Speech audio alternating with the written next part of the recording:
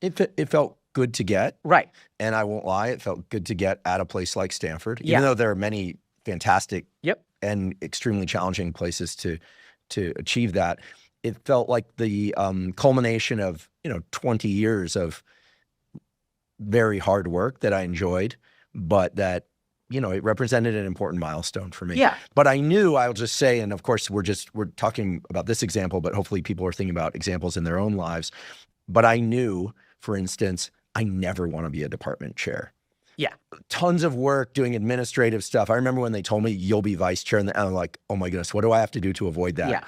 I also knew that I didn't care about being a member of the National Academy. A close childhood friend of mine was just elected to the National Academy of Sciences. We've been friends since we were 7, and I'm so happy for him because he's doing exactly what he loves. But I never aspired to be a member of the National Academy, ever. Why? Because what came after tenure in order to go there was a divergence from what I really wanted to do. Yeah. So I think this is the key thing about the roadmap, right? So like we get conditioned by our sense organs. So like just to keep it super practical, if you're trying to figure out what you should do, is this coming from my sense organs? If your sense organ triggers something that's always been within you, right? So if you see like a frog and like you really want to be interested, like you want to figure out how the frog works. But the interesting thing about the difference between the sense organ thing and an internal drive is your internal drive will find multiple objects in the outside world.